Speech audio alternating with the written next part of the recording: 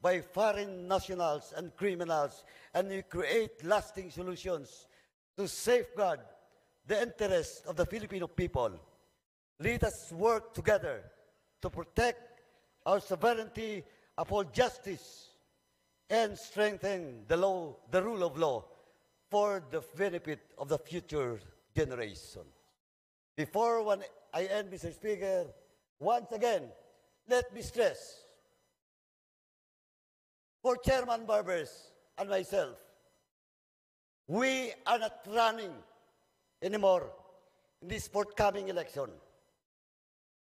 Ano po ang para sa amin? This is all about for the love of country, to protect the future generations. Kaya po, ang panawagan, tuloy ang Quadcom, tuloy ang laban. Maraming salamat po.